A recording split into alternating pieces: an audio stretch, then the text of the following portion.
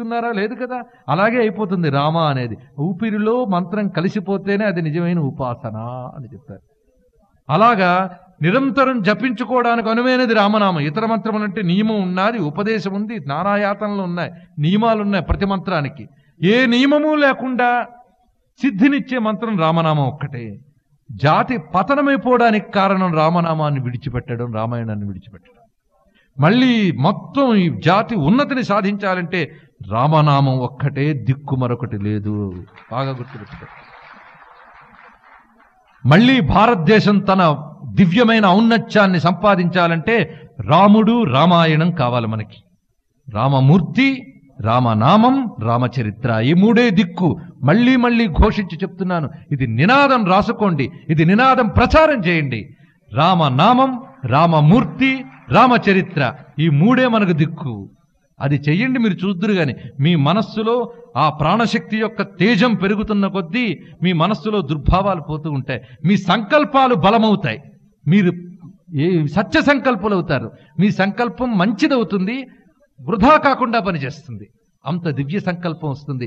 మళ్ళీ జాతి మొత్తం, మీ చుట్టూ ఉన్న ప్రకృతి పునీతమైపోతుంది రామనామంలో.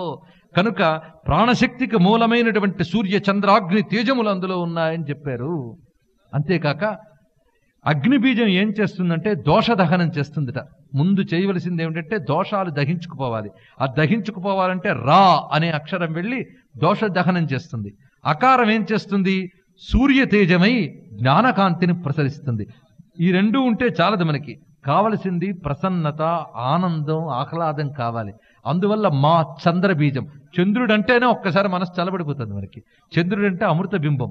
ఆ అమృత బింబం నుంచి వచ్చే చలువదనం, హ్యూమిడిటీ, రసం, ఆర్ద్రత, అది అమృత రసం, మామూలు రసం కాదు, మామూలు చంద్రబింబం కాదు, అమృత రసం అది. ఆ అమృత రస బింబమైన చంద్రబింబమే మకారంలో దీపిస్తోంది.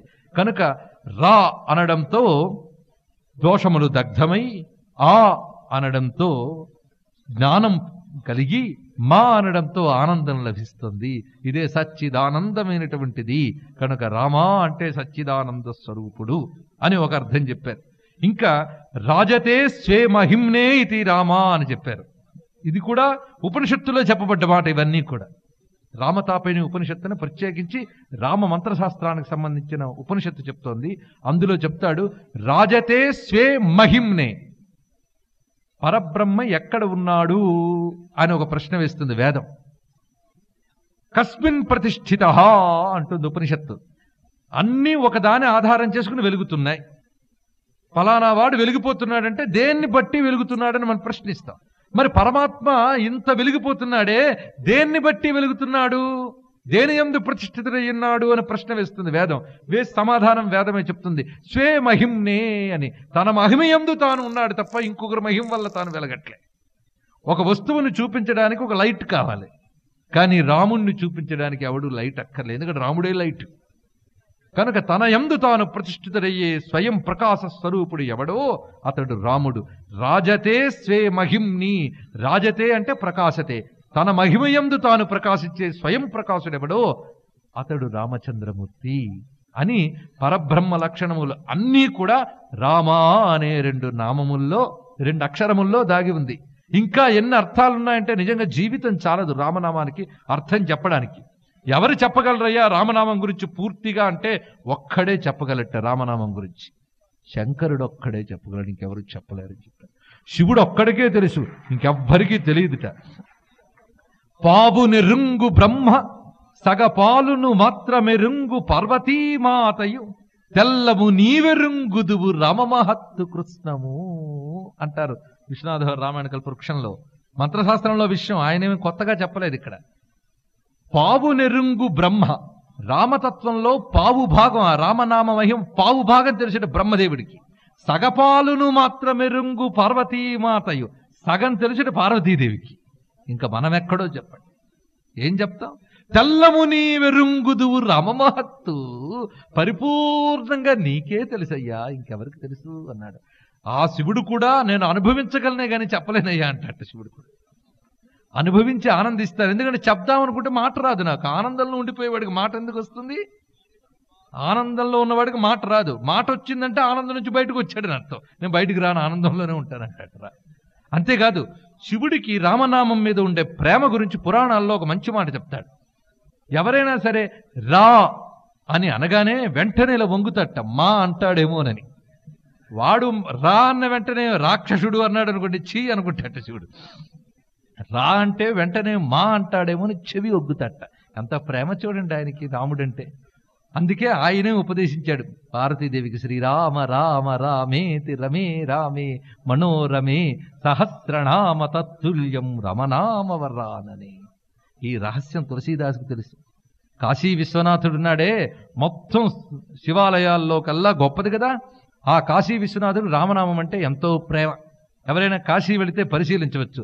స్వామికి వాళ్ళు పూజ చేసేటప్పుడు బిల్వదళాల మీద రామనామం రాసి పూజ చేస్తారు. అంటే ఆ రామ ఆయన ఒంటుకు తగులుతుంటే ఆనందం అనమాట. అందుకే బిల్వదళాల మీద రామనామం రాసి పూజ చేస్తుంటారు.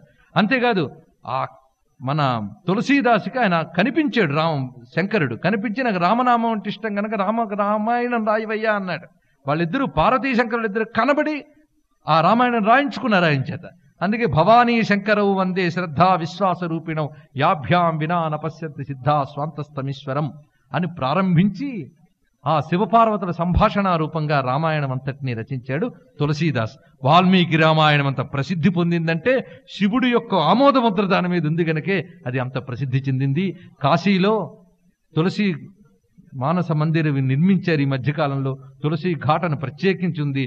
తులసీదాస్ కాశీలోనే మరణించి కైవల్యాన్ని పొందాడు. ఆయనకి రామనామ మహత్వం అంత గ్రహించడానికి కారణం కాశీ విశ్వనాథుడి సన్నిధి. కనుక శివుడు ఉపదేశించాడేమని, శ్రీరామ రామ రామేతి రమేమ రామే మనోరమే సహస్రనామ తత్తుల్యం రామనామ వరాననే అని ఉపదేశించాడనమాట. ఇక్కడ రామనామం తారక మంత్రం అని చెప్పాం. ఈ తారక మంత్రాన్ని అనుసంధానం చేస్తూ అనేక మంత్రాలు సృష్టించారు. మనకి శ్లోకాల రూపంలో ఇచ్చేశారు పెద్దవాళ్ళు, చిన్న చిన్న శ్లోకాల్లో. కానీ ఆ శ్లోకాల్లో మహామంత్రాలు దాగి ఉన్నాయి. ఒక్కసారి మనకు తెలిసిపోతున్న శ్లోకాల్లో ఎంత శక్తి ఉందో తెలిస్తే దాని మీద ఇంకా అనురక్తి పెరుగుతుంది. అందుకు చెప్తున్నాను నేను. ఒక్కొక్కసారి మన దగ్గరున్న వస్తువు యొక్క విలువ తెలియదు. ఒకటి దగ్గర వాళ్ళ తాతల నుంచి ఒక మహావజ్రం ఉందనుకోండి, వాడేదో రాయి అనుకుని వక్కపొడి కొట్టుకోవడానికి వాడుకుంటూ ఉంటాడు. ఏ రత్న పరీక్షకుడు వచ్చి అయ్యా అది మహావజ్రం అయ్యా అంటే అప్పుడు దానికోసం వాడు పడుతున్న బాధ ఎలాంటిదో, అలాగా మనకి ఈ భారతదేశంలో మన ప్రయత్నం లేకుండానే అపూర్వమైన వజ్రాలు ఇచ్చేశారు పెద్దవాళ్ళు. అందులో రామనామం ఒకటి. అలాంటి స్తోత్రములు కొన్ని ఉన్నాయి. 3 మహామంత్రములు తారక మంత్రములు అనిపించుకునేవి. తారక మంత్రం రామనామమే తారకం. దానితో సృష్టి చేసిన అనేక మంత్రములు ఉన్నాయి తారకములు. మంత్రశాస్త్రవేత్తలైన వాళ్ళు సమకూర్చారు వాటిని. అలాంటి 3 మహామంత్రములు ఉన్నాయి. ఒకటి శ్రీరామ రామ రామేతి రమే రామే మనోరమే సహస్రనామ తత్తుల్యం రామనామ వరాననే. 2 రామాయ రామభద్రాయ రామచంద్రాయ వేధసే రఘునాథాయ నాథాయ సీతాయ పతయే నమః. 3 ఆపదామపహర్తారం దాతారం సర్వసంపదాం లోకాభిరామం శ్రీరామం భూయో భూయో నమామ్యహం. ఈ 3 మహామంత్రములు. వీటిని జపించుకుంటూ ఉంటే లభించే సిద్ధంతా ఇంత కాదు. ఇందులో శ్రీరామ రామ రామేతి గురించి చెప్పుకుందాం ఇప్పుడు. ఎందుకంటే రామనామం వచ్చింది గనక ఆ రామనామం గురించి మనకు ఓపికన్నంత మేర చెప్పుకోవాలి గనక. ఏంటి దీంట్లో ఉన్న అర్థం? శివుడు పార్వతీదేవితో చెప్పిన మాట. అది మనకు ఎలా మంత్రం అవుతుందండి అని మీరు అనవచ్చు. ఎలా మంత్రం అవుతుందో ఇప్పుడు చెప్పుకుందాం. శ్రీరామ రామ రామేతి రమే రామే మనోరమే. ఇందులో ఉన్న అర్థం ఏమిటంటే, మనోరమే అంటే సంబోధన అన్నమాట. మనస్సుని రంజింపజేసే ఓ పార్వతీ. ఇంకో సంబోధన కింద ఉంది, వరాననే అనేది. సహస్రనామ తత్తుల్యం రామనామ వరాననే. వరాననే మనోరమే ఈ 2 పార్వతీదేవిని ఉద్దేశించి చెప్పిన మాటలు. మనోరమే అంటే మనస్సును రంజింపజేసేదానా, అలాగే వరాననే అంటే చక్కని ముఖము కల తల్లి అని చెప్పడం అన్నమాట. ఈ 2 ఉన్న ఓ పార్వతీ, శ్రీరామ రామ రామ ఇతి అంటే శ్రీరామ రామ రామ అంటూ రమే రామే రాముని యందే నేను క్రీడిస్తూ ఉంటాను, ఆనందిస్తూ ఉంటాను. సహస్రనామ తత్తుల్యం అది 1000 నామాల పెట్టు సుమా అని చెప్పాడంతే రామనామం అనేది. ఇది దీనిలో ఉన్నంత అర్థం. అది మనకెలా మంత్రం అవుతుందండి అని మీరు అనుకోవచ్చు. శివుడి నోట అంటూ వస్తే మంత్రం కాక మరేమవుతుంది. ఇందులో విశేషం ఏమిటి అంటే, సంస్కృత భాష మీద అవగాహన వాళ్ళకి ఇంకా సులభంగా అర్థమవుతుంది. సంస్కృతం దేవభాషను ఎందుకన్నారో ఇంకా మీకు అర్థమవుతుంది. స్త్రీలింగ శబ్దంలో వరానన మనోరమ అనే శబ్దం సంబోధన చేసేటప్పుడు మనోరమే వరాననే అవుతుంది. సంబోధనలో అదే పుంలింగ శబ్దం అయితే వరాననః మనోరమ అనేటువంటి శబ్దములున్నాయే అవి పుంలింగంలో గాని వరాననే మనోరమే అంటే సప్తమి విభక్తిగా మారిపోతుంది. ఈ వరాననే మనోరమే అనే శబ్దమే సప్తమి విభక్తిగా మారిపోతుంది. సప్తమి విభక్తిగా అంటే మనోరమే అంటే మనోరముని యందు అని మారిపోయింది. వరాననే అంటే వరాననుని యందు అని. ఎందుకు ఈ అందు అనే దేనికి సరిపోతుంది? ఆయన ఏమన్నాడు? రమే రామే అన్నాడు. రామే అంటే రాముని యందు అని అర్థం. కనుక రాముని యందు అనే దానికి రెండు వీళ్ళు కలిసిపోతున్నాయి అనమాట. రాముని యందు, ఎటువంటి రాముని యందు? మనోరముడైన రాముని యందు, వరాననుడైన రాముని యందు నేను శ్రీరామ రామ రామ అంటూ రమిస్తున్నాను అన్నాడు. ఇప్పుడు పార్వతీదేవి సంబంధమే లేదు అక్కడ. ఎంత చక్కగా మారిపోయింది చూసారు అర్థం మొత్తం. మనోరముడు రాముడు ఎవరు? రాముడికి రెండు క్వాలిఫికేషన్స్ చెప్పాడు శివుడు ఇక్కడ. ఆయన వరాననుడు, శ్రేష్టమైన ముఖం కలవాడు. ఎందుకంటే ముఖం ఉన్నదే భావ ప్రకటనకి స్థానం. అది రాముడు యొక్క అందం ప్రత్యణువు ఉంటుంది, అందులో ముఖం చూడగానే ఆగిపోతాం మనం. అందుకే హనుమంతుడు చెప్పేటప్పుడు రామ కమలపత్రాక్ష అంటాడు. మొదటి ముఖాన్ని వర్ణించాడు. విశాలమైన నేత్రములు, ఆ చిరునవ్వు నవ్వుతున్నప్పుడు ఆ కపోలముల కదలిక, ఇవన్నీ సొగసు చూడతరమా అని వర్ణించుకున్నాడే త్యాగరాజస్వామి. ఆ సొగసంతా కూడా వరాననంలో ఉంది. అంతేకాదు ఆననం అంత అందమైంది. ఎందువల్ల? ముఖం అంత మనస్సు అంత అందం అవడం వల్ల. ఎవడి మనస్సులో అందం ఉండదో వాడు ముఖంలో అందం రాదు. ముఖంలో అందం కావాలంటే మనస్సులో అందం ఉండాలి. కనుక స్వామి మనస్సు అంత రమణీయమైన మనస్సు, రమణీయమైన ముఖం. ఇది రూపం. తత్వం ఎటువంటిది? మనోరమః, మనస్సును రంజింపజేసేటటువంటి వాడు అని అర్థం. మనస్సును రంజింపజేసేవాడు దివ్యమంగళ విగ్రహుడు అయినటువంటి రాముని యందు శ్రీరామ రామ రామా అని నేను రమిస్తున్నాను అన్నాడు. ఇది మనం భావించుకుంటే మనకే మంత్రం కాలే. కనుక శ్రీరామ రామ అని 3 మార్లు అన్నప్పుడు శ్రీరామ రామ రామేతి 3 మార్లు ఉంది ఇక్కడ. కనుక ఒక నామాన్ని 3 మార్లు అనడంలో ఎనర్జీ పెరుగుతుంది. అది యూనివర్సల్ లా. ఇంకా చెప్పాలంటే కాస్మిక్ ఫిగర్ అంటారు 3 అనేటువంటిది. కాస్మిక్ ఫిగర్, విశ్వ చైతన్య సంఖ్య అని దానికి. అంటే వైశ్విక శక్తిని జాగృతం చేయాలంటే ఒక దాన్ని 3 మార్లు అంటే వైశ్విక శక్తి జాగృతం అవుతుందిట. 3.5 చుట్టుకున్న కుండలిని జాగృతం కావాలన్నా 3 మార్లు పలకాలన్నారు. ఈ 3 మార్లకు మరొక అర్థం ఏమిటంటే మనసా వాచా కర్మణ. మనసా వాచా కర్మణ రామనామాన్ని ధ్యానం చేస్తున్నాను. నేను ఎలా ధ్యానం చేస్తున్నాను? ఆనందిస్తూ ధ్యానం చేస్తున్నాను. ఈ ఆనందం ఎందువల్ల కలుగుతుంది? మనోరముడు వరాననుడు అయిన రాముణ్ణి ధ్యానం చేస్తూ రామనామం అంటున్నాను కనుక. ఎటువంటి రాముడు? శ్రీ అని ముందు వేశారు. శ్రీ అనే బీజాక్షరం దీనికి కలిసిందనమాట. శ్రీ అంటే సామాన్యం కాదు, ప్రణవంతో సమానం. శకారం రకారం ఈకారం కలిసి ఉంది. ప్రణవంతో మంత్రం అనాలంటే నియమం, ఉపదేశం, బాధలు అన్నీ ఉన్నాయి. శ్రీతో అటువంటి బాధలు లేవు. రామకు అంతకన్నా బాధ లేదు. కానీ ఎక్కడ కూర్చుంటే అక్కడ శ్రీరామ అనుకుంటే చాలు. అందుకే శ్రీరామ రామ రామ ఇతి ఇలా అంటే 1000 నామాలు పెట్టన్నారు. 1000 నామాలు ఇందులోనే దాగి ఉన్నాయని చెప్పేశారు. మీరు విష్ణు శాస్త్రం అంతా పరిశీలిస్తే రాముడే కనబడతాడు అందులో. రామో విరామో విరజో మార్గో నేయో నయో నయ అర్చిష్మానర్చితోద్యర్థో ఇత్యాదులు. అలాగే ధనుర్ధరో ఇత్యాది నామములన్నీ కూడా రామతత్వాన్ని చెప్తూ ఉంటాయి మనకి. ఈ 1000 నామాల యొక్క శక్తి రామనామంలో దాగి ఉంది. కనుక అది తెలిసి రామచింతనతో అన్నమాట. ఈ విధంగా ఒక మంత్రానికి అర్థం చెప్పుకున్నాం. రెండవది ఆపదాపహర్తారం దాతారం సర్వసంపదాం లోకాభిరామం శ్రీరామం భూయో భూయో నమామ్యహం. దీని ఫలితం అందులోనే చెప్తున్నాడు. ఆపదలన్నింటినీ పోగొట్టేటటువంటి వాడు, సంపదలన్నీ ఇచ్చేవాడు. లౌకికంగా ఆపదలు సంపదలు రెండూ ఇస్తాడు.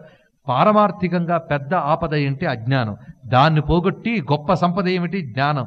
దాన్ని ఇస్తాడు అని అర్థం అన్నమాట. అటువంటి లోకాభిరామం, ఈ లోకములో ప్రకాశించేవాడు ఆయన ప్రకాశం తప్ప ఈ జగత్తులో ఇంకేమీ లేదు. విశ్వమంతా నిండి ఉన్నది ఆయన ప్రకాశమే. కనుక లోకాభిరామం శ్రీరామం భూయో భూయో మాటి మాటికి నమామ్యహం నమస్కరిస్తున్నాను అని నమశ్శబ్దాన్ని ఇక్కడ చెప్పాడు. పంచ ప్రణవాలలో నమస్కారం ఒకటి. ఆ నమస్కారం ఇక్కడ చెప్పబడింది కనుక ఇదొక మంత్రం. ఇంకొకటి రామాయ రామభద్రాయ రామచంద్రాయ వేధసే రఘునాథాయ నాథాయ సీతాయాపతయే నమః అన్నారు. రామభద్రుడు. ఇక్కడ మనకి రామనామానికి అర్థం తెలిసింది. రామాయ రామభద్రాయ ఎందుకన్నారు? రామచంద్రాయ ఎందుకన్నారు? వేధసే ఎందుకన్నారు? రామభద్ర పేరు ఎందుకు వచ్చింది అనేది ఇక్కడ చెప్పుకున్నాం. మనం రామభద్ర రామభద్ర అని అంటున్నాం. అంతేకాదు భద్రాద్రి రాముడు అని ఉంది. అందువల్ల రామభద్ర అంటున్నామంటే కాదు. రామభద్ర అనేది మంత్రం కూడా. ఎందువల్ల రామభద్ర అంటున్నామంటే దీని ఒక కథ మనం చెప్పుకుంటాం. భద్రుడని ఒక ఆయన ఉన్నాడని, దశరథుడి యొక్క మంత్రి, ఆయన కూడా రామభద్ర అని తన పేరు కలిపేలా పెట్టమన్నాడని. ఇవి దానికి ఏ పురాణ ప్రమాణాలు లేవు. రహస్యం ఒకటి ఉంది ఇందులో. దానికి వేదంలోకి వెళితే దీనికి రహస్యం తెలుస్తుంది. ఇది రామాయణ రహస్యాలంటే. వేదంలో రామ శబ్దానికి చెప్తూ పర్యాయంగా భద్ర శబ్దం వాడారు. అది విశేషం.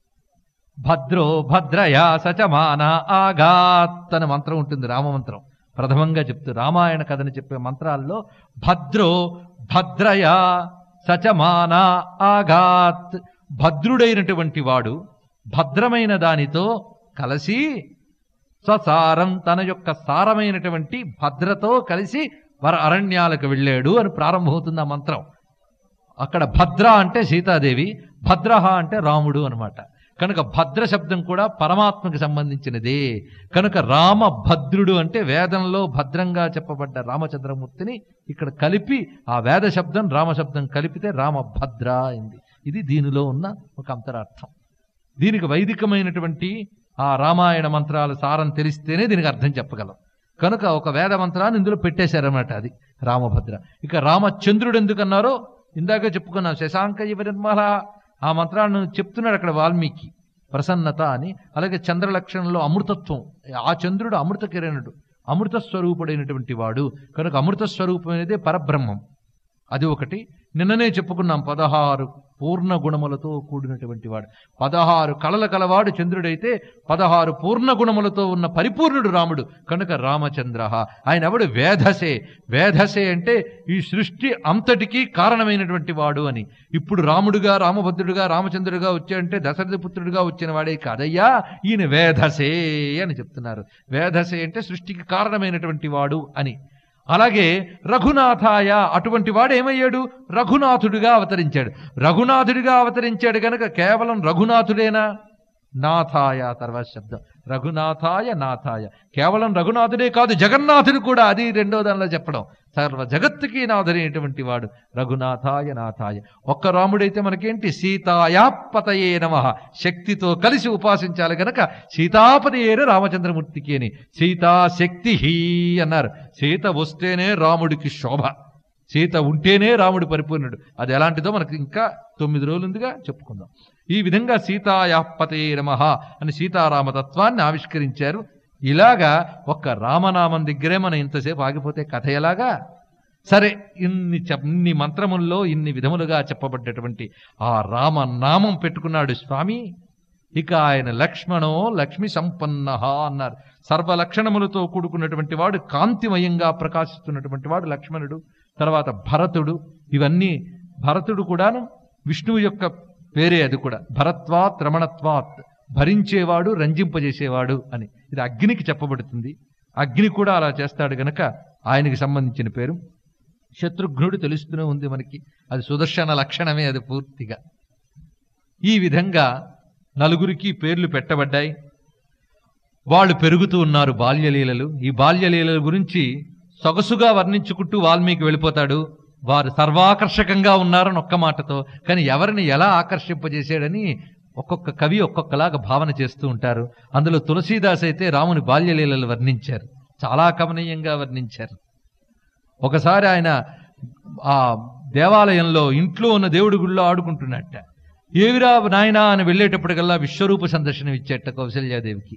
ఇలాంటి చక్కటి ఘట్టాలని భావించారు. అయితే ఇవన్నీ జరిగాయా అంటే ఆ కవి హృదయంలో ఇవన్నీ జరిగాయి. మన రాముడు గురించి మన తెలుగులో చెప్పుకోవాలంటే అందమైన ఒక బాల్యలీల ఒక్కటి చెప్పుకుందాం. ఎంత బాగుంటుంది. ఎందుకంటే బాలరాముడి నుంచి మనం వెళ్ళాలి. ఆ బాలరాముడు ఎంత అందంగా ఉన్నాడు అనేదానికి ఆయన చేష్టలు ఉన్నాయే. ఆయన ఒకసారి ఆ తల్లి మాటలు నేర్పుతూ అంటుందిట, తానో లాములు తండ్రి పేరెవరయ్యా దాచాతమాలాలు, అవులే నా పేరన అమ్మగాలనగా. ఎంత బాగా చెప్తున్నారు చూడండి. అమ్మ అన్నదిట, ఏనాయనా నీ పేరేమిటి అని అంటే లాములు అన్నట్టు ఆయన. అంటే ఇక్కడ రాముడు తెలుగువాడైపోయాడు. మనవాడే కదా, ఎలా అనుకుంటే వాళ్ళవాడే. యదన్నా వై మానవాహ తదన్నా వై దేవాహ, యద్భాషా వై మానవాహ తద్భాషా వై దేవాహ. కనుక రాముల వారు నీ పేరేమిటయ్య అంటే లాములు అన్నట్టు ఆయన. అంటే రాముడు అని పసిపిల్లలు అనలేరు కదా, లాములు అన్నాడు. మీ నాన్నగారి పేరేనాయనా అన్నదిట, దాచాతమాలాలు అన్నట్టు. అంటే దశరథ మహారాజుకి పట్టిన స్థితి అనమాట అది. పసిపిల్లవాడు కదా, దాచాతమాలాలు అన్నాడు. సరే నా పేరనా, నా పేరంటే చెప్పు నాయన అంటే కౌసల్య అని అనలేక అమ్మగాలు అన్నట్టు. అమ్మగాలు అన్నాడు. అమ్మగాలు అంటే కాదు నాయన కౌసల్య అన్నదిట. కౌసల్య అనే మాట పసిపిల్లలు అనలేరు. కౌసల్య అని నోరు తిరగడం చాలా కష్టం.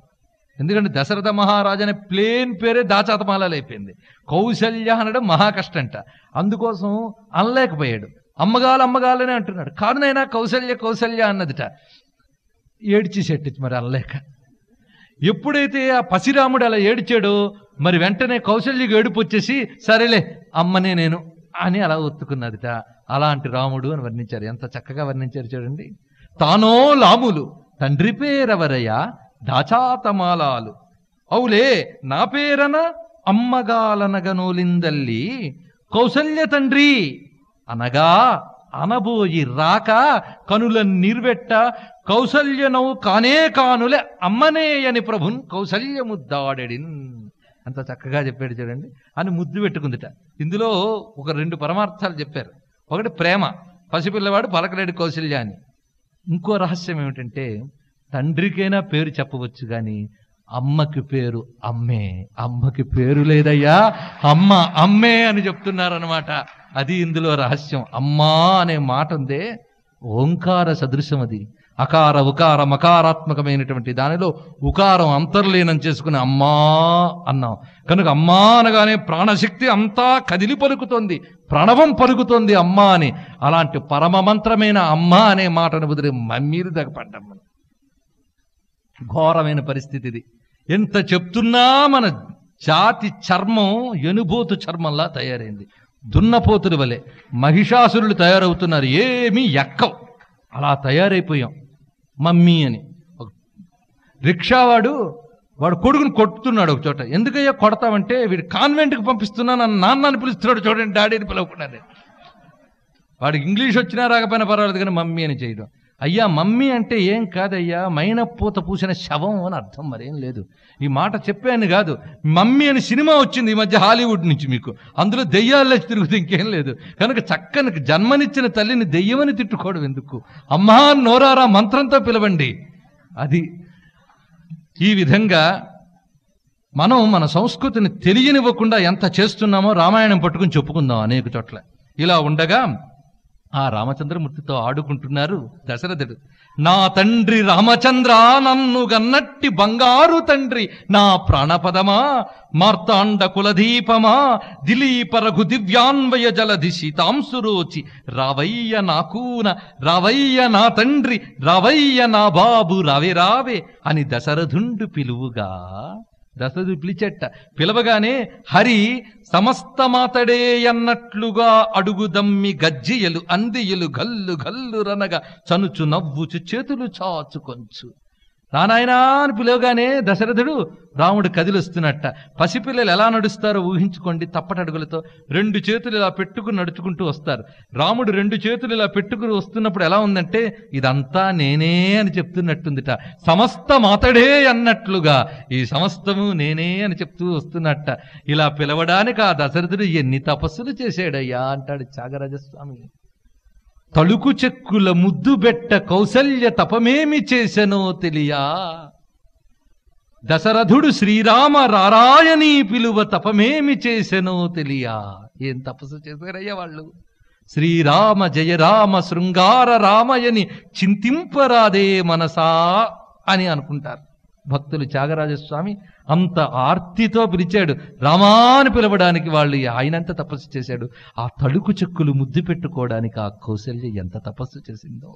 అదితి కశ్యపులు వాళ్ళు అన్ని తపస్సులు చేస్తే పొందేరు వారిని. ఇలాగా బాల్యలీలలు జరుగుతూ ఉండగా ఒకరోజు నిండు సభలో కూర్చున్నాడు దశరథ మహారాజు. చర్చ జరుగుతోంది, రాజ్య సంబంధమైన చర్చలు. ఆ సమయంలో తస్య చింతయమానస్య మంత్రి మధ్యే మహాత్మనః అభ్యగచ్చన్ మహాతేజ విశ్వామిత్రో మహాముని. విశ్వామిత్రుడు వచ్చాడు అక్కడికి.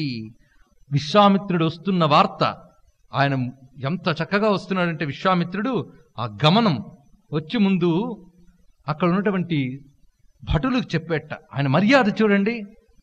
నేను వచ్చానని చెప్పు, గాధిసుతుడు కౌశికుడు వచ్చాడని చెప్పు, తండ్రి గారి పేరు చెప్పాడు. వచ్చానని చెప్పు అంటే వార్త వెళ్ళింది. వార్త వెళ్ళిన వెంటనే దశరథ మహారాజు వశిష్ఠాది మహర్షులతో కలిసి అర్ఘ్యపాద్యాది పాత్రలన్నీ పట్టుకుని మహానందంగా వచ్చి యథామృతస్య సంప్రాప్తి యథావర్షమనూదకే. ఓ విశ్వామిత్ర, నువ్వు రావడం ఎలా ఉందంటే అమృతం దొరికినట్టుందయ్యా. వాన పడని నేలకి మబ్బు పట్టి వాన పడుతున్నట్లుగా ఉంది, అంత ఆనందంగా ఉంది అని చెప్పి పిలుచుకొచ్చి కూర్చోబెడితే ముందు విశ్వామిత్రుడు అడిగేట, రాజ్యం బాగుందా, పాలన బాగా జరుగుతోందా, ధర్మంగా పాలిస్తున్నావు కదా, నీ ధర్మానికి ఎక్కడా దెబ్బ రావట్లేదు కదా, అది ముఖ్యం. అంతేగాని బాగా వెనకేసుకొస్తున్నావా, బాగున్నాయా, ఇవి కాదు రాజుని అడగవలసింది. ధర్మానికి ఎక్కడా దెబ్బ రావట్లేదు కదా, నీ యజ్ఞానికి ఎక్కడా దెబ్బ రావట్లేదు కదా, ఎవరి తపస్సుకి ఎవరి ధర్మానికి వారు హాని కలిగించుకోకుండా ఉండడమే క్షేమంగా ఉండడం. అంతేగాని క్షేమంగా ఉండడం అంటే మౌడు పుట్ల తింటూ తిరగడం కాదు, తన ధర్మాన్ని తాను సక్రమంగా నిర్వహించడమే క్షేమం. ఇది అడుగుతాడు అక్కడ కూడా అడ్మినిస్ట్రేషన్కి సంబంధించిన ప్రశ్నలు విశ్వామిత్రుడు అడుగుతాడు. ఎందుకంటే ఒకప్పుడు రాజు కదా. ఇవి అడిగిన తర్వాత నాకు పని పడిందయ్యా, నీ మీద చూస్తే ఒక జాలి కూడా ఉన్నది, నా పని చెప్తాను తర్వాత. పాపం ఎన్నెండ్లకు పడయజాలవు సంతు. పాపం చాలా కాలం వరకు పిల్లలు కలగలేదు, పోలే ఆలస్యమైతే అయింది గాని తుదకేమో రత్నపు తునుక కలిగే. పుట్టేడయ్యా రత్నం లాంటి బిడ్డను కన్నా ఇంకేం కావాలి. ఏముని ఆశ్రమం మేగిన నీ కుమారుని గూర్చియే చెప్పుకొనుచునుందురు. ఎక్కడికి వెళ్ళినా నీ కొడుకు గురించే చెప్పుకుంటున్నారు. పసివాని పొగుడుట పాడిగాదు, అయినను ఇంతని నీ భాగ్యం ఎట్లు చెప్ప. నా పని చెప్పేదా, నా పని చెప్తాను గాని ఆ పైని ముందు నీ సుతు రామభద్రుని చూడవలయు. పిలిపించవయ్యా, అబ్బాయిని పిలిపించు. కబురు పంపు మనంగా భూకాంతుడంత రామభద్రుని పిలిపించే. రామభద్రుడరుగుదెంచను లక్ష్మణుండరుగుదెంచే అతని వెంబడి వినయంబుల తిశయిల్ల. రాముడు వస్తున్నట్ట, రాముడు వస్తుంటే వెంటనే లక్ష్మణుడు వస్తున్నాడు. రాముడు లక్ష్మణుడు కలిపి ఒక యూనిట్. మనం ధ్యానించేటప్పుడు రామలక్ష్మణులు కలిపి ధ్యానించడం చాలా విశేషం. ఎందుకంటే రాముణ్ణి బాల్యం నుంచి పట్టాభిషేకం వరకు వదలకుండా ఉన్నవాడు లక్ష్మణుడే, అది విశేషం. ఎప్పుడు వదలలేదు. ఇప్పుడు ఎవరిని పిలిపించారు? రాముణ్ణి. వచ్చిన వాళ్ళు ఎవరు? రామలక్ష్మణులు. ఆయన ఎక్కడుంటే అక్కడుంటే అట్ట. అందుకే లక్ష్మణో లక్ష్మి సంపన్నో బహిప్రాణ ఇవాపరహ. రాముడికి బహిప్రాణంలా ఉంటాడు అతను. ఎల్లవేళలా రాముడి వెంటే ఉంటాడు. భక్తుడు భగవంతుడి వెంటే ఉంటాడు. సమస్త భక్తి ధర్మానికి ప్రతీక లక్ష్మణుడు. ఉపాసనా స్వరూపుడు లక్ష్మణుడు. ఉపాస్యమైనటువంటి వాడు పరబ్రహ్మ కనుక ఉపాసన ఉపాస్యం దగ్గరే ఉంటుంది. ఆ ఉపాసనా స్వరూపుడు గనక లక్ష్మణుడు ఆ పక్కనే ఉపాసిస్తూ ఉన్నాడు. రాముడు ఎటు కదిలితే అటు కదిలేవాడు లక్ష్మణుడు. మన మనస్సు ఇప్పుడు లక్ష్మణుడు కావాలి. రాముడు ఎటు కదిలితే మనం అటు కదలాలి. రాముడిని చూస్తూ ఉండాలి, రాముడు మాట వింటూ ఉండాలి. ఆ భాగ్యం లక్ష్మణుడికి ఇచ్చాడు. మన మనస్సు ఆ భాగ్యం తెచ్చుకోవాలి. ఇప్పుడు ఆ లక్ష్మణుడు రాముడితో పాటు వచ్చి రాగానే ఈయన చెప్తున్నాడు, ఓయి రాఘవా, వారు గాధేయులుసు. వారు విశ్వామిత్రుడయ్యా, వశిష్ఠులకు దీటకు తేజపు ప్రోవు. వశిష్ఠులకు దీటకు తేజపు ప్రోవు అని మహా తేజస్వి. వశిష్ఠుని వంటి మహా తేజస్వి అని చెప్పాడు.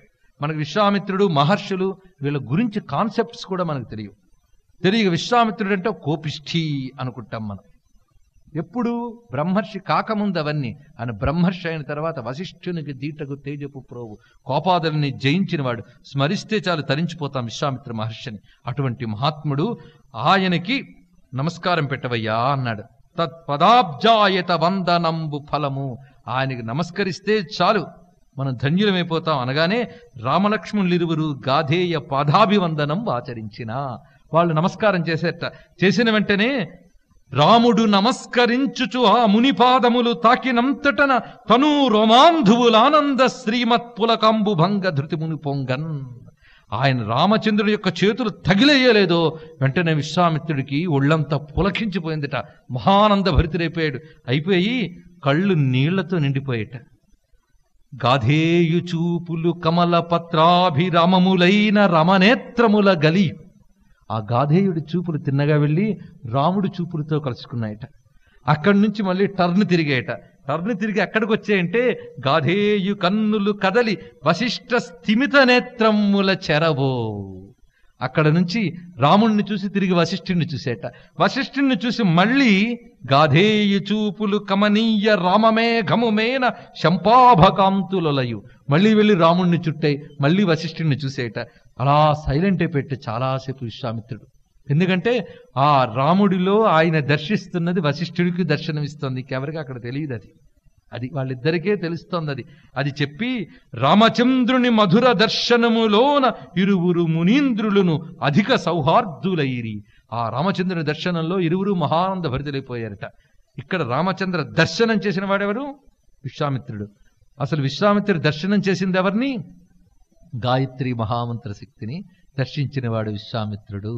కనుక రామకథలో ప్రధానమైన మలుపు విశ్వామిత్రుడితో వస్తుంది. ఎందుకంటే రాముడు ఎవరు నిన్ననే చెప్పుకున్నాం, గాయత్రి మంత్ర ప్రతిపాద్యమైనటువంటి తత్ సవితుర్వరేణ్యం భర్గః, అలాంటి మహా తేజస్వరూపుడు ఆయన.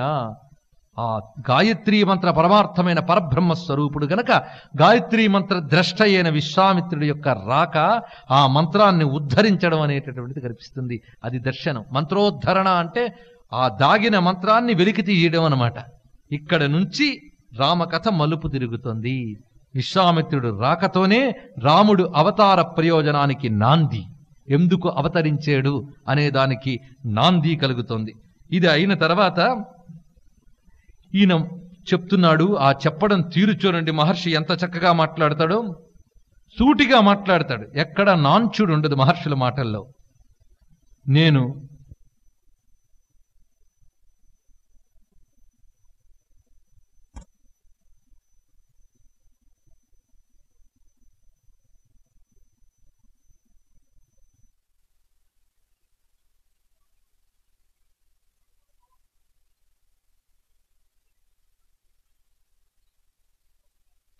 అంటే త్రికాలాలలోనూ నశించకుండా ఉండేటటువంటిది అని అర్థం. లౌకికంగా ఏం వినబడుతోంది? సత్యపరాక్రమం అంటే అమోఘమైన పరాక్రమం కలవాడు అని వినబడుతోంది. కానీ అంతరార్థం ఏమిటి? సత్యకామ సత్య సంకల్ప అని ఏ పరబ్రహ్మ గురించి చెప్పారో ఆ పరబ్రహ్మ నామం. కనుక రామం సత్యపరాక్రమం అనే మాట పసిరాముడు గురించి చెప్తున్నాడు, బాలరాముడు గురించి. అంటే కౌమార స్థితిలోకి వెళ్తున్నాడు. ఇప్పుడు కౌమారావస్థలో ఉన్న రాముణ్ణి అందుకే కాకపక్షధరం అని చెప్పాడు. కాకపక్షం అనంటే రింగులు వారి చెవులు మించి వేలాడుతున్నటువంటి జులపాల జుట్టు కలిగినటువంటి రామచంద్రమూర్తి. అటువంటి కాకపక్షధరం శూరం సూర్యుడైన జ్యేష్ఠుణ్ణి ఇవయ్యా అని మళ్ళీ వెంటనే సమాధానం చెప్తున్నాడు. నచ పుత్రకృత స్నేహం కర్తుమర్హసి పార్థివా, నువ్వు నీ కొడుకు అనేటువంటి ప్రేమలో పడి వెనకడుగు వెయ్యకయ్యా అన్నాడు. ఢిల్లీకి రాజైనా తల్లికి బిడ్డే అంటారు. అలాగా ఇంత సత్యపరాక్రముడని నేను చెప్తున్నా, నువ్వు మాత్రం పసిపిల్లవాడవని అనుకుంటున్నావని నాకు తెలుసు. కనుక పుత్రకృతం స్నేహం పనికిరాదయ్యా. పరబ్రహ్మ స్వరూపుడైనటువంటి వాణ్ణి పుత్రుడు అనే పరిమితిలో నువ్వు చూసుకుంటున్నావు కనుక ఆ స్నేహం పనికిరాదు. అహం తే ప్రతిజానామి హతౌతౌ విద్ధి రాక్షసవు, నువ్వు రాముణ్ణి పంపిస్తున్నావంటేనే రాక్షసులు సంహరింపబడ్డారని అనుకుంటున్నాడు. ఎందుకంటే రాముడు అడుగు వేసేడా పని జరిగి తీరుతుంది. సత్యకామ సత్య సంకల్ప, ఆయన వచ్చాడా రాక్షసులు చనిపోయారు నాకు తెలుసు అని గొప్ప మాట ఇక్కడ చెప్తున్నాడు విశ్వామిత్రుడు. అహం వేద్మి మహాత్మానం రామం సత్య పరాక్రమం వశిష్ఠోపి మహాతేజ ఏచేమే తపసి స్థితా. ఈ శ్లోకం చాలా ప్రాణభూతమైనటువంటి శ్లోకం. అహం వేద్మి మహాత్మానం, మహాత్మన్ అనే శబ్దం కూడా పరబ్రహ్మకి సంబంధించిందే. పరమాత్మే మహాత్ముడు. మహాత్ముడైనటువంటి రామచంద్రమూర్తి సత్యపరాక్రముడన్న విషయం అహం వేద్మి, నాకు తెలుసు. నా ఒక్కడికే తెలుసును కాదయ్యా, వశిష్ఠోపి మహాతేజ, వశిష్ఠునికి తెలుసు. ఏచేమే తపసి స్థితా, ఇక్కడ ఉన్నటువంటి తపస్సులందరికీ తెలుసు అన్నాడు. కానీ నీకు తెలియదు నాయన అని చెప్తున్నాడు. నీకు మాత్రం రాముడు కొడుకే, కౌసల్యు కొడుకే, అయోధ్య ప్రజలకు రాజే. కానీ మాకు మాత్రమే తెలుసు రాముడు సత్యపరాక్రముడని, రాముడు పరబ్రహ్మ అన్న విషయం ఎవరికి తెలుస్తుంది? నాకు, వశిష్ఠునికి, తపస్సులకి అంటే ఋషులకు మాత్రమే తెలుసు. ఋషులకే రాముడు విష్ణు అని తెలిసి ఇతరులకి తెలియదు. ఆ విధమైన జాగ్రత్తలో వచ్చాడు రాముడు. మీరు రామాయణం అంతా పరిశీలిస్తే రాముణ్ణి లీడ్ చేసిన వాళ్ళందరూ ఋషులే. బాల్యంలో వశిష్ఠుడు, తర్వాత విశ్వామిత్రుడు, ఇక్కడ నుంచి అగస్త్య మహర్షి, శరభంగుడు, చివరికి అగస్త్యుడి వరకు మళ్ళీ ఋషులే కనబడుతూ ఉంటారు. కనుక రామకథంతా ఋషులు నడిపిన త్రోవలో నడిచింది. దీని అంతరార్థం ఏమిటంటే ఋషులే భగవంతుని దర్శించి మనకు దర్శింపజేసేటువంటి వారు. అందుకే ప్రతి మంత్రానికి ఋషులు ద్రష్టలని చెప్తారు. ఋషులు దర్శించి దర్శింపజేస్తారు. భారతీయ సంస్కృతి అంతా ఋషులు దర్శింపజేస్తే వచ్చినటువంటిది. కనుక ఇతడు రాముడు, ఇతడు దైవం అని మనకు చెప్పిన వారు ఋషులు. చెప్పినా మనకు అర్థం కాలేదంటే రాక్షత్వం మనలో ఉందని అర్థం. దీని గురించే భరద్వాజ రామాయణంలో భరద్వాజుడు చెప్తాడు ఏమనంటే, ఋషులకి విష్ణువుగా కనబడ్డాడు రాముడు, తల్లిదండ్రులకి మానవుడిగా కనబడ్డాడు, ఇక అంటే పుత్రుడిగా కనబడ్డాడు, రాక్షసులకి ఏమీ చేతకాను ఒక అల్పుల్లా కనబడ్డాడు అన్నది. అలా చూసే వాళ్ళల్లో తేడా గాని ఋషి సత్యాన్ని దర్శించేవాడు ఋషి. కనుక రాముడు విష్ణువుగా తెలిసినటువంటి వాడు విశ్వామిత్రుడు. మరి ఆ మాట చెప్పివచ్చు కదా. అహం వేద్మి మహాత్మానం అనే మాటలు ఏం చెప్తున్నాడు, ఈయన ఎటువంటి వాడో నాకు తెలుసు, వశిష్ఠుడికి తెలుసు, అందరికీ తెలిసే, పంపించు అని ఒక ధైర్యం ఇస్తున్నట్టు చెప్పాడే తప్ప ఈయన పరమాత్మ సుమా అని అనలేదు. అలాగని అబద్ధము ఆడలేడు, ఎందుకంటే ఋషి అబద్ధం ఆడరాదు. అలాగని సత్యము చెప్పరాదు, సత్యము చెప్పరాదు, అసత్యము చెప్పరాదు. కనుక రెండు ఉండేటట్టుగా సత్యం చెప్తున్నట్టుగానే వాళ్ళకి మాత్రం మానవపరమైన అర్థం కనబడుతోంది, ఆలోచిస్తే సత్యమైన పరమాత్మ అర్థం కనబడుతుంది. ఇది ఇందులో ఉన్న మాటలో చమత్కారం. దీన్ని బట్టి మీరు గ్రహించవలసిన మరో విషయం ఏమిటంటే, అన్ని సత్యాలు అన్ని వేళలా లోకానికి చెప్పరాదు అనే. సృష్టిలో ఎన్నో రహస్యాలు, ఎన్నో సత్యాలు ఉంటాయి. సృష్టి రహస్యం అందరికీ తెలిసిపోతుందండి? అందరికీ ఎలా తెలుస్తుంది? ఉదయం లేచిన దగ్గర నుంచి తిండి తినడం, పడుకోవడం, నోరుంటే నలుగురిని తిట్టడం చేసేవాడికి కూడా సృష్టి రహస్యం తెలిసిపోతుందా? ఎంత తపస్సు చేయాలి, ఎంత అనుష్ఠానం చేయాలి, ఎంత త్యాగం చేయాలి, అవి చేస్తే కొన్ని సత్యాలు స్ఫురిస్తాయి. ఆ తపస్సు తీవ్రమైతే ఇంకా తపస్సు తెలుస్తాయి, ఇంకా సత్యాలు తెలుస్తాయి. కనుక మాట విన్నంత మాత్రాన సత్యం తెలిసిపోదు. ఆ మాటలో ఉన్న సత్యం తెలియాలంటే విన్నవాడు కొంత తపస్సు చేసుకోవాలి. అప్పుడు గాని ఆ మాట అర్థం కాదు. ఒక మాట అర్థం కావాలంటే విన్నవాడు కూడా కొంత తపస్సు చేసుకోవాలి. లేకపోతే ఏం చెప్పినా ఏమోనండి అంటాడు వాడు. ఎందుకంటే వాడిలో తపస్సు లేదు, వాడిలో ఆలోచన లేదు, వాడిలో సాధన లేదు. సాధన లేకపోతే కల్టివేట్ అయిన ల్యాండ్లోనే విత్తనం వేస్తే మొలకెత్తుతుంది. కల్టివేషనే లేకుండా నువ్వు విత్తనమే పండించేస్తాను, ఏమంటే లోకోపకారం కదని చెప్పేయండి అని. ఏమిటండి సృష్టి రహస్యం అని అడుగుతాడు. సృష్టి రహస్యం అంత తేలిక ఇద్దరి డిస్కషన్లో ఆపేనవరు టీ తాగుతూ చెప్పేదండి సృష్టి రహస్యం. మనం ఆఖరికి వేదాంత చర్చలు కూడా టీ కప్పు చర్చలా చేసుకుంటున్నాం. సినిమా హీరో హీరోయిన్ల గురించి మాట్లాడినంత తేలిగ్గా వేదం గురించి మాట్లాడడానికి సిద్ధపడతాం మనం. అలా కాదు, తపస్సు, అనుష్ఠానం, రహస్యం తెలుసుకోవడానికి అంత తపస్సు చేయాలి. ఆ తపస్సు చేసిన మహర్షులు అన్ని రహస్యాలు సృష్టికి చెప్పరు. ఏ రహస్యం ఏ టైంకి అవసరమో ఆ సమయానికి మాత్రమే ప్రకటిస్తారు. రామ సంకల్పం ఏమిటి? తాను నరత్వాన్ని ప్రకటించడమే ప్రధానం. నారాయణత్వం దానిలో లీలగా కదులుతూ ఉంటుంది. ఆ రామ సంకల్పం తెలిసినవాడు ఋషి. అది తెలిసినవాడు గనక ప్రకటించి ప్రకటించకుండా ప్రకటిస్తున్నాడు ఇక్కడ విషయాన్నది ఇందులో ఉన్న రహస్యం అన్నమాట. అహం వేద్మి మహాత్మానం రామం సత్య పరాక్రమం వశిష్ఠోపి మహాతేజ ఏచేమే తపసి స్థితాః అని చెప్పిన తర్వాత ఈయనకి వేదన పట్టుకుంది. ఎంత చెప్పినా మమకారం వదలదు. మమకారంతో అంటున్నాడు, సరేనండి సరేనండి సరేనండి అంటున్నాడు, వద్దనలేడు. చివరికన్నాడు, చిత్తము చిత్తమంచు ప్రభు బ్రతుకంతయు వాచికన్న ఈ పొత్తుల బిడ్డ బాసి నిలుపోపనయా నిముషంభునేనియన్. బ్రతుకంతా వాచికన్ననయ్యా ఈ పొత్తుల నాటి బిడ్డ. ఇంకా పొత్తుల బిడ్డ ఏటైనా పొత్తుల్లో ఉన్నటువంటి బిడ్డని నిమిషం కూడా వదిలి ఉండలేనయ్యా. రాముడు నాకు స్నానమగు, రాముడు నాకు జపంబు ధ్యానము, రాముడు ఎల్ల నా బ్రతుకు, రాముడు నన్నును కన్న తండ్రి. ఈ రాము వినా నిమేషమవురా మనజాలను కాదయేని ఈ రాముని వీడి ఈ అఖిల రాజ్యము గాధిసుతా గ్రహింపవే. నాకు రాముడే సర్వస్వమయ్యా, రాముణ్ణి వదులుకోలేని. ఇదిగో ఆ దశరథుడిలా ఉండాలి మనం. నా రాముణ్ణి నేను వదలను, ఈయనే నాకు సర్వస్వం అని. రాముడు వదిలితే ప్రాణం పోతుంది అయ్యా అన్నాడు. ఆ మాట మీద నిలబడ్డాడు పాపం. రాముడి కోసం తప్పించి ప్రాణాలు పోగొట్టుకున్న మహాత్ముడే. అందుకే దశరథుడు మహాభక్తుడు అన్నాం. అక్కడి నుంచి మొదలవుతుంది రామభక్తి. రాముడు పరమాత్మని తెలియక్కర్లే, రాముడి మీద ప్రేమ ఉంటే చాలు. ఆ ప్రేమ అక్కడ చూపిస్తున్నాడు దశరథుడు. వదల్లి ఉండలేనయ్యా, కావాలంటే రాజ్యం తీసుకో, నేను వస్తాను నీ వెంటనే. నువ్వు వస్తే నాకెందుకయ్యా అన్నాడు. నువ్వు రాక్కర్లేదు, మాటిచ్చి తప్పుతున్నావు అన్నట్ట. ఆయన ఆ మాట అంటే చాలు ప్రపంచం గడగడ వణుకుతుంది. విశ్వామిత్రుడు ఈ మాట అని మౌనం వహించి కదిలి వెళ్ళేట అటు విశ్వామిత్రుడు. అప్పుడు వశిష్ఠుడు చెప్తున్నా, ఎవరనుకుంటున్నావు ఆయన? మహాత్ముడయ్యా, మహాతపస్వి, ఆయన దగ్గరున్న మహావిద్యలు అన్నీ ఉన్నాయి. రాముణ్ణి తీసుకెళ్లడం ఒక నెపం, రాక్షస సంహారం అనేది నెపం, కానీ ఆయన ఇంకేదో చేయబడుతున్నాడు రాముణ్ణి. ఆయన ఏం చేయబోతున్నాడో మనకు తెలియదు, తెలిసినా మనం చెప్పవలసిన అవసరం లేదు.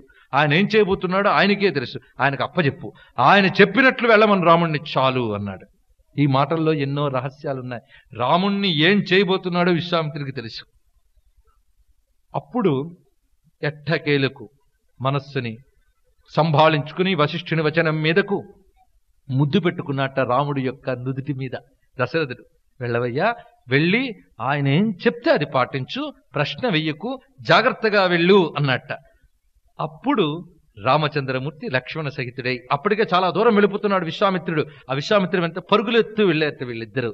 ఆ వెళుతూ ఉంటే విశ్వామిత్రుడు వెంట రామలక్ష్మణులు వెళుతూ ఉంటే అప్పుడుట తతో వాయు సుఖస్పర్శో నీరజస్కౌవౌ తథా విశ్వామిత్ర గతం దృష్ట్వా రామం రాజీవలోచనం పుష్పవృష్టిర్మహత్యాసి దేవదుందివి నిస్వనై శంఖదుందివి నిర్ఘోష ప్రయాతేతు మహాత్మనః. రామలక్ష్మణులు వెళుతూ ఉంటే అప్పుడు వాయువు సుఖంగా వీచిందిట. ఆ వాయువులో దుమ్ము లేదుట. నీరజస్కో, దుమ్ము లేకుండా ప్రశాంతంగా వీచిందిట వాయువు. దేవతలందరూ పుష్పవృష్టి కురిపించారట. ఏంటి ఇందులో అంతరార్థం అంటే, ఎప్పుడైతే వీళ్ళిద్దరి మధ్య డిస్కషన్ జరుగుతుందో గాలికి కూడా టెన్షన్ పుట్టుకుంది. ఈయన పంపుతాడా లేదా రాముణ్ణి, అసలు రాముడి ప్రేమ చూసి వదులుతాడా లేదా? ఎందుకంటే ఇక్కడ నుంచి రాముడు కదిలితేనే తర్వాత కథంతా జరిగి పంచభూతాలకి శాంతి, ప్రపంచానికి శాంతి. ఈయన కానీ ఇక్కడ ఆగిపోతే ఎలాగని అంతవరకు టెన్షన్ పట్టుకుంది. దేవతలు కూడా పైన టెన్షన్తో చూస్తున్నారు. ఎప్పుడైతే రాముడు కదిలి వెళ్ళాడో టెన్షన్ రిలీజ్డ్. అందుకే సుఖస్పర్శ, వాయువు హాయిగా వీస్తూ ఉన్నాడు, దేవతలు కుసుమ వృష్టి కురిపిస్తూ ఉన్నారట. అలా వెళుతూ ఉంటే ఆ రామచంద్రుడు లక్ష్మణుడు ఈయన వెంట వెళుతుంటే ఎలా ఉన్నారంటే శివుని వెంట వెళుతున్న స్కంద విశాఖులు వలె ఉన్నాడని వర్ణించారు. కుమారస్వామి రెండుగా అయితే స్కందుడు విశాఖుడు అని. వాళ్ళిద్దరు శివుని వెంట వెళుతుంటే ఎలా ఉంటారో అలా విశ్వామిత్రుని వెంట వెళుతూ ఉన్నారట. ఆ వెళుతున్న అందమైన మూర్తి వెంట త్యాగరాజ హృదయం పరుగుడుతుంది.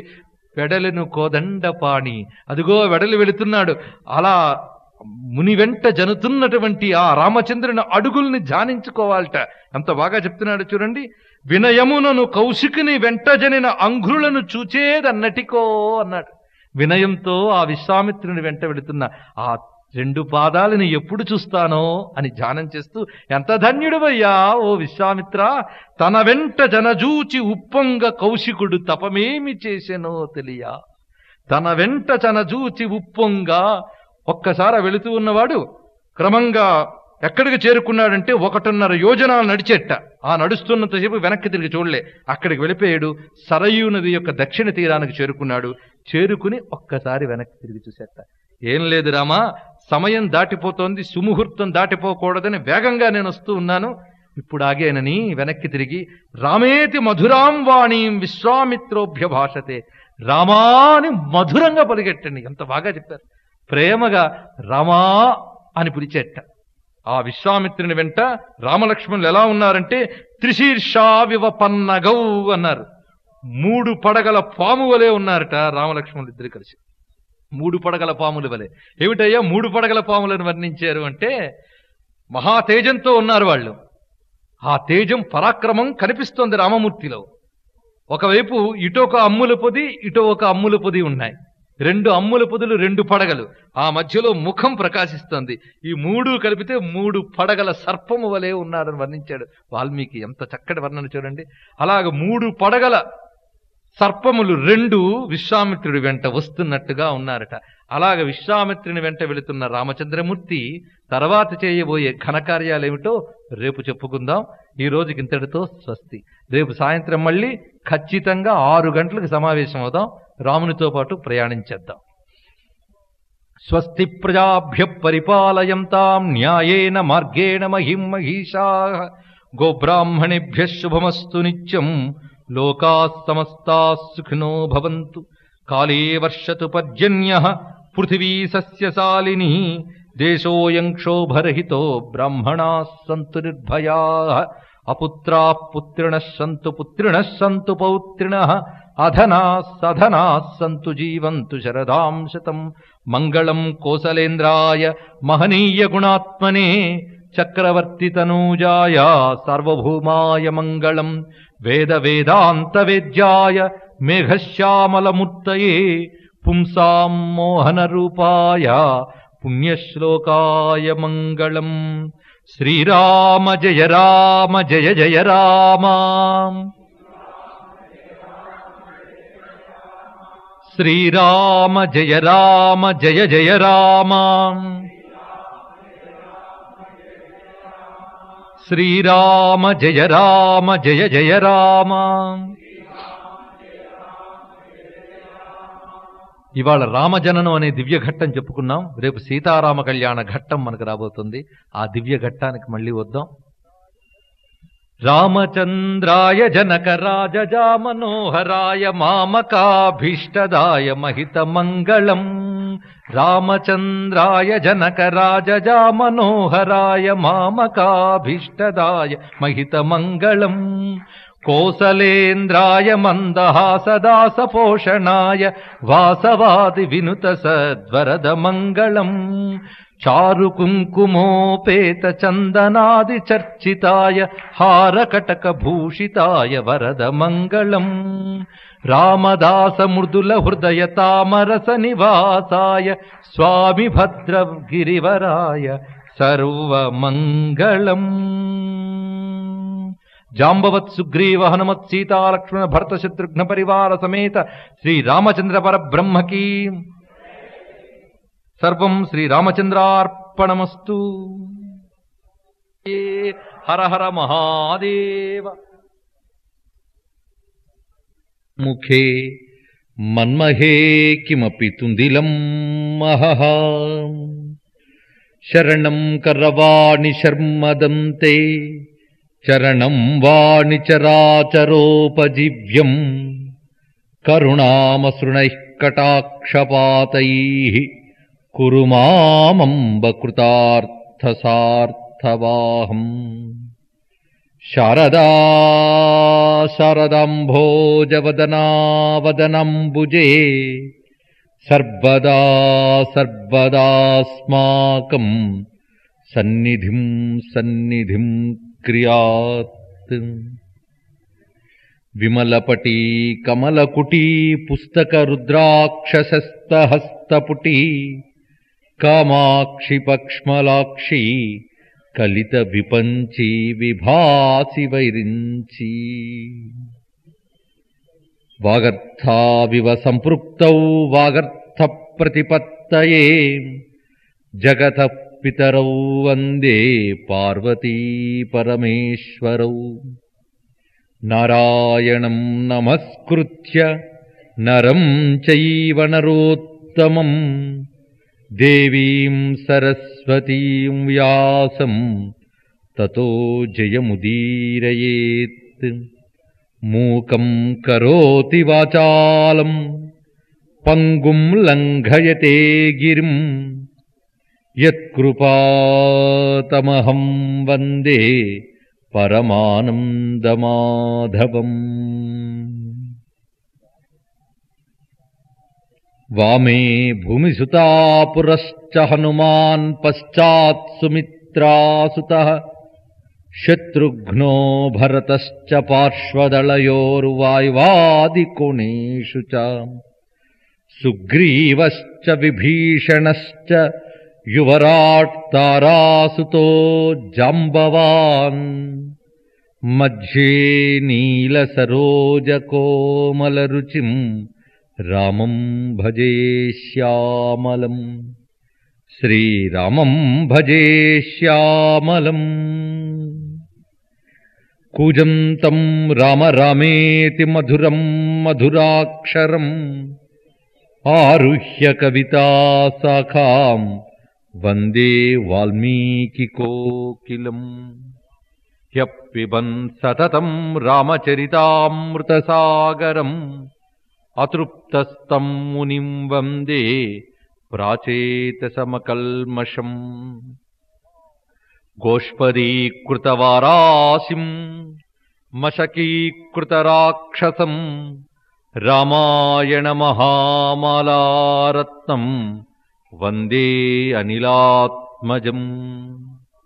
ఆంజనేయమతిపాటలాననం కాంచనాద్రికమనీయ విగ్రహం పారిజాతతరుమూలవాసినం భావయామి పవమాననందనం. యత్ర యత్ర రఘునాథ కీర్తనం తత్ర తత్ర కృతమస్తకాంజలిం బాష్పవారి పరిపూర్ణలోచనం మారుతిం నమత రాక్షసాంతకం. రామాయ రామభద్రాయ రామచంద్రాయ వేధసే రఘునాథాయ నాథాయ సీతాయా పతయే నమః. ఆపదామపహర్తారం దాతారం సర్వసంపదాం లోకాభిరామం శ్రీరామం భూయో భూయో నమామ్యహం. శ్రీరామ రామ రామేతి రమే రామే మనోరమే సహస్రనామ తత్తుల్యం రామనామవరాననే. శ్రీరామ జయ రామ జయ జయ రామ.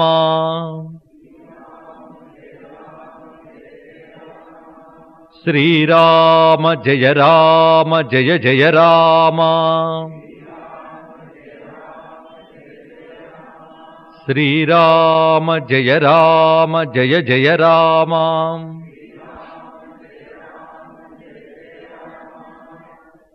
జాంబవత్ సుగ్రీవ హనుమత్ సీతా లక్ష్మణ భరత శత్రుఘ్న పరివార సమేత శ్రీ రామచంద్ర పరబ్రహ్మకి.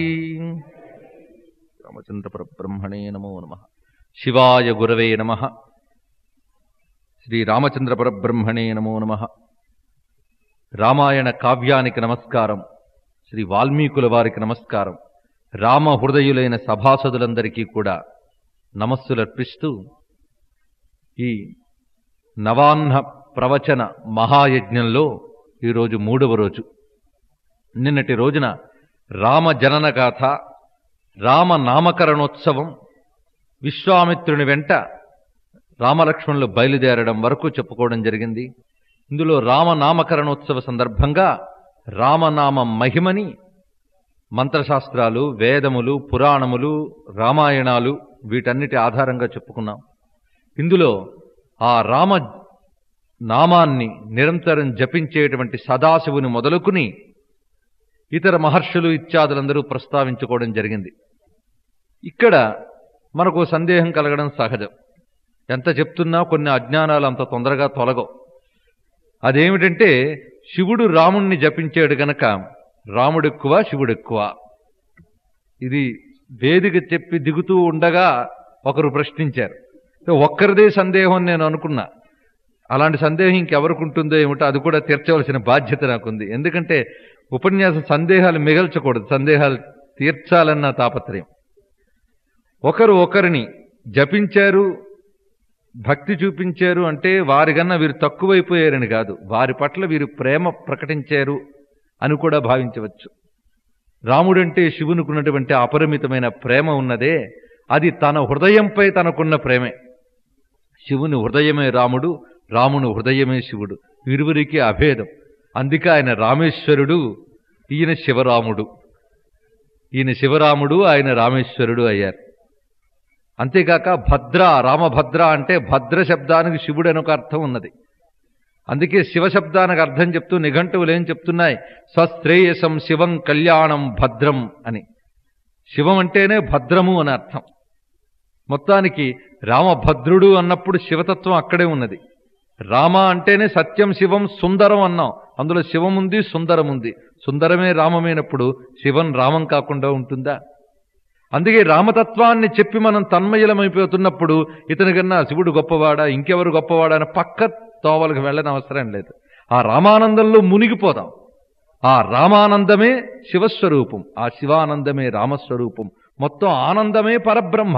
ఆ పరబ్రహ్మాన్ని రాముడన్నా శివుడన్నా ఒక్కటే.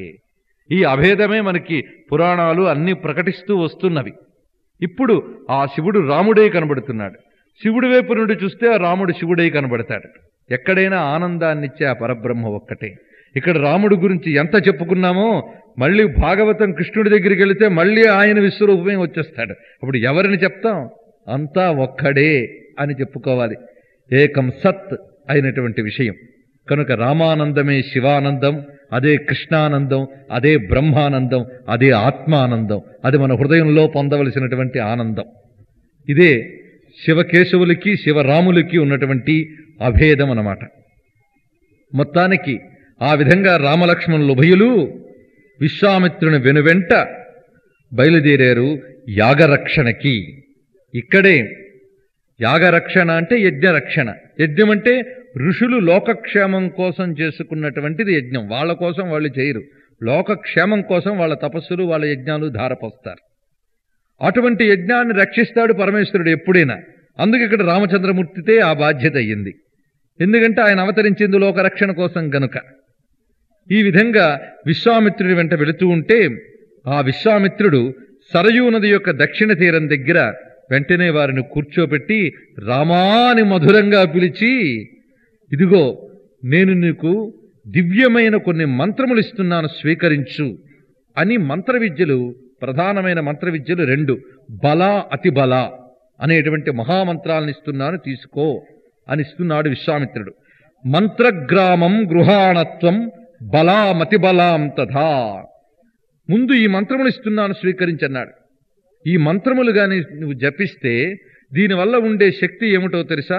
న శ్రమో న జ్వరో వాతే నరూపస్య విపర్యయ నచ సుప్తం ప్రమత్తం వా దర్శయిష్యంతి నైరుతా.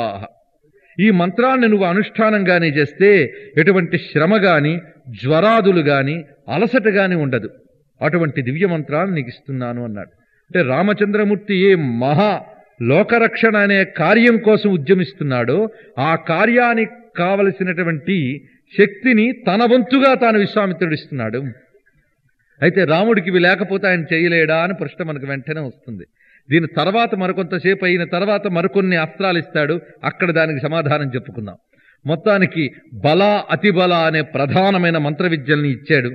ఇచ్చిన తర్వాత అప్పటికే సాయంత్రం దాటిపోయింది, రాత్రి అయ్యింది. ఊషుస్తాం రజనీం తత్ర సరవ్యాం ససుఖం త్రయః. ఆ రాత్రి అయ్యింది ఎప్పుడో ఆ సరయూ నదీ తీరంలో వారు విశ్రమించారు, నిద్రపోయారు. రాత్రి గడిచింది, తెల్లవారుతోంది. తెల్లవారుతూ ఉండగా విశ్వామిత్రుడు నిద్ర లేపుతున్నాడు. ఈ తెల్లవారడానికి ముందే అన్నమాట. ఎవరిని? కౌమారంలో ఉన్నటువంటి కుమారులైన రామలక్ష్మణుల్ని నిద్ర లేపుతున్నాడు ఇక్కడ. ఆ నిద్ర లేపుతూ విశ్వామిత్రుడు తన నోటంట చదివినటువంటి ఆ దివ్య మంత్రం ఏదైతే ఉందో అది ఇప్పటికీ మనం పరమాత్మని మేలుకొలిపేటప్పుడు చదువుతూ ఉన్నాం. అంత దివ్యమైన మంత్ర సదృశమైన స్తోత్రం విశ్వామిత్రుని నోటంట వస్తోంది. కౌసల్యా సుప్రజా రామ పూర్వాసంధ్యా ప్రవర్తతే ఉత్తిష్ఠ నరశార్దూలా కర్తవ్యం దైవమాన్నికం అని. ఇది ఇప్పటికీ మనం దీన్ని చదివే కదా నిద్ర లేపుతున్నాం స్వామిని. ఆ తర్వాత ఎన్ని స్తోత్రాలు కలుపుకున్నా మొదటిది ఇదే, ఆది ఇదే. ఈ మాట వింటే చాలు లేచి కూర్చుంటాడు ఆయన. ఇది ఒక్క శ్లోకమే, 30 మార్లు లేపవలసిన అవసరం లేకపోయింది. ఒక్క మారు లేవయ్యా అనగానే లేచి కూర్చున్నాడు. అది చురుకుతనం అంటే. రామచంద్రమూర్తి బాలుడనమాట. ఆ బాలుణ్ణి లేపేటప్పుడు అంత చక్కగా లేపాడు. ఆ లేపడంలో ఉన్నటువంటి అందం ఈ శ్లోకంలో ఎంత చక్కగా చెప్తున్నాడు చూడండి. ఇది ఎవరో చెప్తే ఇంత వ్యాఖ్యానించిన అవసరం లేదు. గాయత్రీ మంత్ర ద్రష్ట అయినటువంటి విశ్వామిత్రుడు చెప్తున్న మాట గనక దీనిలో చాలా రహస్యాలున్నాయి. ఈ శ్లోకంలో ఎన్నో రహస్యాలుంటాయి మంత్రం అనగానే. అన్నీ మనం తెలుసుకోకపోయినా ఇంత గొప్ప శ్లోకం అనే భావం ఏర్పడ్డానికి కొన్ని తెలుసుకోవాలి మనం. ముందేమన్నాడు? కౌసల్యా సుప్రజా అని సంబోధించాడు. కౌసల్యా సుప్రజా రామ అనే సంబోధనలో కౌసల్యకి చక్కని సంతానమైన ఓ రామా అని దీని అర్థం. కౌసల్యాదేవి యొక్క బిడ్డ. ఆయనకి ఈ కుమారుణ్ణి చూడగానే కలిగిన భావం కౌసల్యా సుప్రజ అని కలిగిందనమాట. ఇందులో ఎన్ని భావాలున్నాయంటే, ముందు ఆ రాముణ్ణి చూడగానే వాత్సల్యం కలిగింది. అందులో నిద్రపోతున్నప్పుడు పిల్లలు ఇంకా అందంగా ఉంటారు. అసలే రాముడు సౌందర్యవంతుడు. ఆ నిద్రా సౌందర్యం మరింత చక్కగా ఉంది. ఆ నిద్రపోతున్న రాముణ్ణి చూస్తూ ఉంటే వాత్సల్యం పెళ్ళిబుక్కుంది. ఆ వాత్సల్యంతో విశ్వామిత్రుడి హృదయం అమ్మ హృదయం అయిపోయింది. ఆ అమ్మ హృదయం అవగానే ఈయన్ని కన్న తల్లి ఎంత అదృష్టవంతురాలు కదా అనుకున్నాడు. అందుకే కౌసల్యా సుప్రజ అని ఆ తల్లి గుర్తొచ్చింది దానికి. అందుకే కౌసల్య యొక్క చక్కని సంతానమా అని సంబోధించాడు. ఇంకొక రహస్యం ఏమిటి అంటే, అసలు పిల్లాన్ని లేపాలంటే ఎవరు లేపుతారు? తల్లే లేపుతుంది. పొద్దున్నే లేరా నాయనా అని. కనుక తల్లి పలుకు విని లేవడమే అలవాటైన పిల్లవాడితను ఇప్పుడు కొత్తగా తాను నిద్ర లేపుతున్నాడు. తాను నిద్ర లేపుతున్నప్పుడు ఈ గొంతు కొత్తగా అనిపించవచ్చు. గొంతు కొత్తది గనక పాత అమ్మ పేరు గుర్తు చేస్తున్నాడనమాట. అది విశేషం. అందుకే కౌసల్యా సుప్రజ అని అమ్మ పేరు గుర్తు చేస్తున్నాడు. ఇది రెండవ అంతరార్థం. మూడవ అంతరార్థం ఏమిటంటే, కౌసల్యకి సుప్రజగా చక్కని సంతానంగా అవతరించిన ఓ రామచంద్రమూర్తి అని. నువ్వు ఎందుకు అవతరించేవో అది ఇప్పుడు చెయ్యాలి గనక నిద్రలే అని చెప్తున్నాడనమాట. కౌసల్యా సుప్రజ అనగానే అవతరించినవాడు. ఎవరు అవతరించారు? రామా, పరబ్రహ్మస్వరూపుడైన ఓ రామా, కౌసల్యా సుప్రజ రామ పూర్వా సంధ్యా ప్రవర్తతే. అదిగో అటు తొలి సంధ్య వచ్చిందయ్యా, నిద్రలే అన్నారు. ఈ మాట వింటే భారతీయుడు వెంటనే నిద్రలేస్తాడు. ఎందుకంటే తొలి సంధ్య దాటిపోయిన తర్వాత నిద్రపోయేవాడు భారతీయుడు కాడు. వాడిని రాక్షసులనే అంటారు, ఇంకేమనరు. సంధ్యాకాలంలో నిద్రపోతే వాడు పుణ్యం అంతా కూడా రాక్షసులు భోంచేస్తారట. సంధ్యలో నిద్రపోరాదు, అది దరిద్రహేతువు అని శాస్త్రం చెప్తోంది. ఇంకా దీనికి సంబంధించిన విషయాలు చాలా మనకు వస్తాయి. సంధ్యా సమయంలో నిద్రపోరాదు, ఎట్టి పరిస్థితుల్లోనైనా నిద్ర లేచి కూర్చోవాలి. సూర్యోదయాత్ పూర్వం నిద్ర లేవాలి. అందుకే పూర్వా సంధ్యా ప్రవర్తతే అన్న తర్వాత ఉత్తిష్ట నరసార్థులా అన్నాడు. తొలి సంధ్య వచ్చేసిందయ్యా అనడమే ఒక మేలుకొలుపు. తర్వాత ఉత్తిష్ట అన్న మాట వచ్చింది. ముందు పూర్వా సంధ్యా ప్రవర్తతే అన్నారు. ఇక్కడ పూర్వా సంధ్య అనే మాట అనడంలో సంధ్యల యందు ఉపాసింపబడేటటువంటి శక్తి గాయత్రి కనుక పూర్వ సంధ్య వచ్చింది అని చెప్పినప్పుడు తద్గాయత్రి మంత్రదృష్ట అయినటువంటి ఆ విశ్వామిత్రుడికే సంధ్యారహస్యం తెలుసు. ఆ సంధ్య వచ్చింది గనక లేవవయ్యా అంటే ఆ సంధ్యలో ఉపాసింపబడేటటువంటి గాయత్రి పరబ్రహ్మవు నువ్వే. కనుక ఆ సంధ్యలో జాగృతం చేసుకుంటామే, అనుసంధానం చేసి